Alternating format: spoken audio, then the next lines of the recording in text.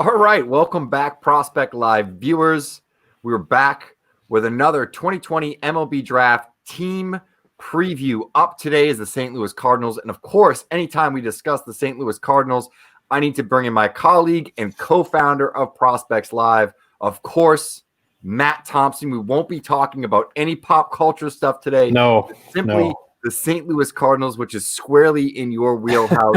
Going back over the last few years, I think we were actually discussing pre-show with Joe and some of the other guys that are backstage right now about how good the Cardinals have been as a drafting organization. Just going back in the last few years, 2019 they grabbed Zach Thompson, a left-handed pitcher out of the University of Kentucky. Went to the prep in 2018, as I'm starting over myself, with Nolan Gorman at 19. 2017 didn't have a first rounder or a second rounder. Right. We'll go back to 2016, who I know you had mentioned was a different sort of organizational setup.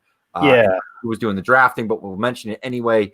Delvin Perez, yuck, but Dylan Carlson and Dakota Hudson later on in that draft. So two really, really interesting picks. That same 2016 draft, Zach Gallen, Tommy Edman, Andrew Knizner in the top 7 rounds. I mean, that's... Yeah, I mean, it just goes to show they're a team that can find a lot of value outside of even the first round when they have an absolute boo-boo like Delvin Perez. Yeah, 2016 here, and let's talk a little bit, about the organization, what you think their philosophy is going to be in terms of drafting this year, what their focus is going to be, and then some players that you think might be. Yeah, this year's draft is kind of a wild one. Everyone knows the limitations, 5 rounds only. But a traditional Cardinal way they've handled the draft is the first 2 rounds are best player available, and then they lean real college heavy the rest of the way. In 2019, 9 of their first 10 picks were college kids. In 2018, 8 of the first 10 were college kids, being Gorman and Mateo Gil were the only prep kids in 18, and Trajan Fletcher in the second round, who might be a first-round conversation down the road if he didn't reclassify. So he was their only prep guy in 2019. They were real heavy college arms in 2019, and they have a way with figuring out the arms that they like in the collegiate ranks, and the heavy sinkers, and the guys that perform well on the Cape, as you've seen probably several of these guys on the Cape. They kind of dig deep into that part of the country, and they love college performers, which I know it's a basic thing, but I mean it's proven in their strategy. I mean, 3 prep picks in 2 years in the top 10 shows a lot.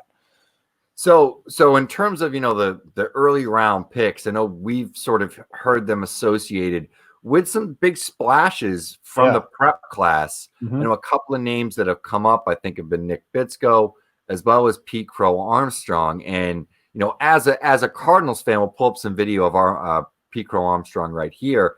So how do you feel about those names being associated with the organization? Do you think they're a good fit? And do you think they're guys that, potentially maybe get a little bit of a boost just based on some of the Cardinals' development track record? I do think they're a good fit. I much prefer the Cardinals don't have much of a track record with prep arms like Bitsko. They don't dip into that pool. But again, when you draft in 19th for an 18 and 19 and then 21st in 2020, you don't really have access to a lot of the top prep arms. Bitsko, again, reclassified. I mean, they've already proven that they kind of – Trajan Fletcher was a little bit of an unknown in 2019 as far as scouting tape and eyes on him. Everyone was kind of focused on the year. He reclassified late. Bitsko reclassified, I think, even later than Fletcher did in their respective years. So I think that they might not be, gun shy, I guess, to pull the trigger on Bitsko, even though there's limited tape out there. But best player available is simply their strategy, and I can't say I disagree with it. And I would like Pete Crow Armstrong a lot there. I'm a Corbin Carroll fan, and I think they kind of have a little bit similar game. Sure. I like that. If Ed Howard's available, I think they take him there too. I don't think he gets past this spot for them. I know they were linked to him a little bit earlier this offseason.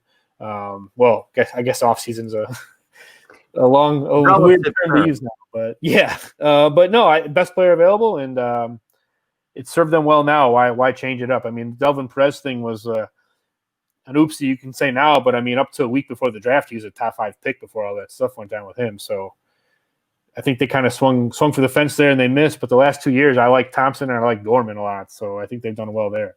Not a shock that you like Thompson. Keep it in the family. Yeah, but really quick, last question here before we wrap things up. Give me a name.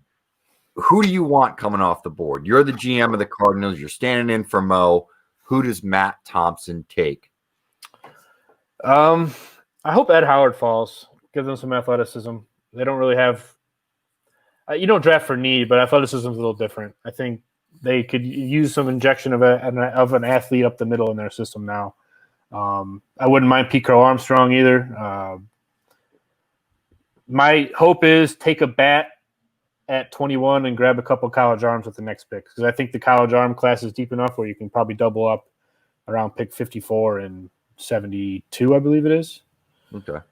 So that'd be my plan going in. Obviously, all that changes. It's all fluid, but that's what that would be. I'd be really happy if they ended up like that. You heard it here first. That's the St. Louis Cardinals draft preview. Thank you very much, Matt Thompson, for joining me. And we will be back with the next episode, the Chicago White Sox. Stay tuned. Thanks for watching.